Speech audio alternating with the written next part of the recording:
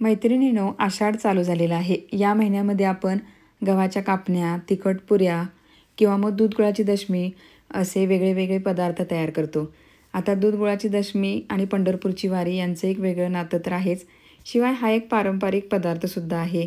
आणि दूध गुळाची दशमी म्हटलं की अगदी लहानांपासून ते मोठ्यांपर्यंत सगळ्यांनाच आवडते. आत्तासारखे बघा, पूर्वीच्या काळी हॉटेल्स वगैरे काही नव्हते. त्यामुळं वारीला लोकं चालले की आवर्जून दशमी हा पदार्थ सोबत न्यायचे म्हणजे न्यायचेच. तर ही दूध गुळाची दशमी कशी बनवायची ते पाहूयात. मी दीपाली स्वागत करते तुमचं कुक विथ दीपा अँड लाईफस्टाईलमध्ये. चॅनलला अजूनही सबस्क्राईब केलं नसेल किंवा चॅनलवर माझ्या तुम्ही नवीन असाल तर चॅनलला सबस्क्राईब करा, लाईक करा आणि जास्तीत जास्त शेअरसुद्धा करा. चला तर मग बनवायला घेऊयात दूध गुळाची दशमी.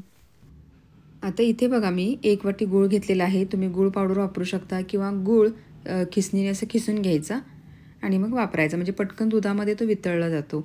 आता 1 वाटी इथं गूळ घेतला की त्याच वाटीने आपल्याला दूध घ्यायचं आहे 1 वाटी. आता हे उकळून गार केलेलं दूध आहे, अगदी आपले रूम टेम्परेचरचं हे दूध आहे. आता गूळ या दुधामध्ये चांगला असा वितळवून घ्यायचा. आता गूळ तुम्ही खिसून घेतलात किंवा मग गुळाची जर पावडर वापरलीत तर पटकन या दुधामध्ये गूळ हा मेल्ट होतो बघा.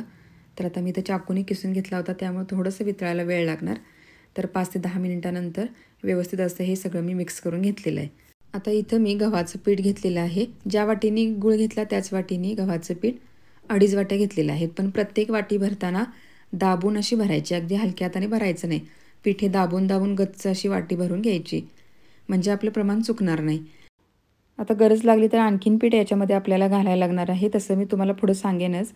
तर आता किंचितसं याच्यामध्ये घालूयात मीठ. गोडाचा पदार्थ करतो आहे त्यामुळे थोडंसं मीठ घालायचं. वेलची पावडर पाव चमचा.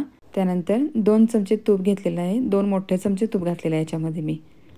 आता हे घट्ट असं तूप आहे बघा, त्या अंदाजाने तुम्ही घालायचं. त्यानंतर हे तूप सगळ्या पिठाला व्यवस्थित असं चोळून लावून घ्यायचं. आता सुरुवातीलाच एकदम सारं तूप याच्यामध्ये टाकायचं नाही, नाहीतर मग हे एकदम ओलसर असं पीठ होतं, व्यवस्थित अशी दशमी होत नाही. गरज लागली तर आणखीन थोडंसं तूप तुम्ही याच्यामध्ये घालू शकता. तर आता हे बघा, हातात थोडंसं असं पीठ घ्यायचं आणि पटकन त्याचा असा एक गोळा झाला पाहिजे. तर अजूनही त्याचा गोळा होत नाही, त्याच्यामुळे आणखीन 1 चमचा मी तूप याच्यामध्ये टाकलेलं आहे आणि पुन्हा सगळं असं व्यवस्थित मिक्स करून घेतलं. आणि आता हातावर घेऊन बघूयात. तर हे बघा, पटकन हे पीठ असं एका जागी गोळा होते, म्हणजे हे तूप या पिठाला व्यवस्थित असं लागलं गेलेलं आहे. तर टोटल 3 चमचे तूप याच्यामध्ये वापरलेलं आहे. आता सुरुवातीला बघा, दूध गुळाचं जे मिश्रण आपण तयार करून घेतलेलं आहे ते सगळं याच्यामध्ये घालायचं. आता तुम्ही सुरुवातीला जर कणिक वाटीने असं दाबून गच्च भरून घेतले नाही तर मात्र तुमचं प्रमाण बिघडू शकतं. तर आता मी तुम्हाला सुरुवातीला सांगितलं होतं की गरज लागली तर आणखीन पीठ आपल्याला याच्यामध्ये घालायला लागणार आहे. तर आणखीन पाऊण वाटी, अर्धा ते पाऊण वाटी पीठ मी वापरलेलं आहे. सुरुवातीचं 2.5 वाट्या आणि त्यानंतर पाऊण वाटी पीठ, म्हणजे टोटल 3.25 वाटी गव्हाचं पीठ इथं वापरलेलं आहे. त्यासाठी 3 चमचे तूपसुद्धा मी याच्यामध्ये घातलेलं आहे. आता बघा, हे सगळं असं व्यवस्थित मळून घ्यायचं. चांगलं असं मळून घेतलं की दशम्यासुद्धा तितक्या छान अशा होतात. वरून पुन्हा एकदा 1 चमचा तूप घातलेलं आहे आणि सगळीकडे तूप असं व्यवस्थित लावून घ्यायचं आणि 3 ते 4 मिनिटं किंवा मग जास्तीत जास्त 5 मिनिटं हे पीठ तुम्ही मुरण्यासाठी किंवा भिजण्यासाठी असं बाजूला ठेवून द्यायचं. जास्त पण ठेवायचं नाही, कारण आपण ह्याच्यामध्ये गूळ घातलेला आहे त्यामुळे ते हळूहळू असं कडक व्हायला लागतं. त्यामुळे जास्तीत जास्त 5 मिनिटच याला ठेवून द्यायचं. आता 5 मिनिटं झालेली आहेत. त्यानंतर याच्या दशम्या आपण तयार करायला घेणार आहोत. आता आपण फुलके वगैरे बनवतो की नाही, तर त्या साईजमध्येच आपल्याला ही दशमी तयार करून घ्यायची आहे. तर हे बघा, बोटाने दाबलं जातं आहे इतपत आपल्याला हे असं मळून घ्यायचं आहे. आता लिंबाच्या आकाराचा गोळा घ्यायचा. सगळे गोळे एकदम तयार करून ठेवले तरी काही हरकत नाही. 3-4 असं लाटून घ्यायच्या दशम्या आणि त्यानंतर भाजायला घ्यायच्या, म्हणजे भाजायलासुद्धा आपल्याला त्या सोप्या पडतात. तर हे बघा, ह्या आकाराचा आता मी तो गोळा तयार करून घेतलेला आहे. तर असेच आता या सगळ्या पिठाचे मी गोळे तयार करून घेते. आणखीन एक गोळा तयार करून पाहूयात आपण.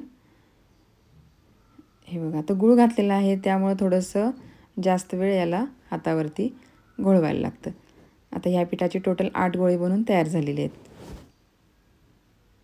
आता पोळपाटावरती असा एक गोळा घ्यायचा, त्यानंतर पिठामध्ये थोडासा घोळवून घ्यायचा आणि त्याची अशी छोटीशी पुरी तयार झाली की याच्यावरती आपल्याला थोडंसं तूप लावून घ्यायचं. जसं आपण चपातीला तेल वगैरे लावतो की नाही आतून, तसंच यालासुद्धा तूप लावून घ्यायचं आणि चपातीप्रमाणेच याची घडी करायची, म्हणजे दशम्या आपल्या छान अशा मऊ लुसलुशीत होतात. अशी घडीची पोळी तयार करून घ्यायची. त्यानंतर कडा व्यवस्थित अशा दाबून घ्यायच्या आणि छान अशी गोलाकार याची पोळी लाटून घ्यायची. आता या पिठाचे 7 ते 8 गोळे बनून तयार झालेले आहेत. त्यामुळे एकदम लाटून घ्या, काही हरकत नाही, म्हणजे भाजायलासुद्धा आपल्याला सोपं पडतं. तर हे बघा, अशीच मी ह्याची आता पोळी लाटून घेतलेली आहे आणि इतपत पातळ अशी लाटून घ्यायची. लाटताना फक्त सगळीकडून एक समान अशी लाटून घ्यायची. आता कढईने थोडे थोडे याचे काठ असे फुटू शकतात. तर आता गॅसवरती तवा गरम करायला ठेवला होता. चांगला असा गरम झालेला आहे. आता तव्यामध्ये ही दशमी तुम्ही टाकली ना की मग गॅसची फ्लेम जी आहे ती मीडियम करायची आणि लो टू मीडियम फ्लेमवरती शेकवून घ्यायची. हाय फ्लेम केली तर मात्र जळू शकते. आता वरून बघा, याचे बबल्स आल्यासारखे दिसतात आपल्याला. मग आता ही दशमी परतून घ्यायची. पलटवल्यानंतर तूप लावून मस्त अशी खमंग भाजून घ्यायची.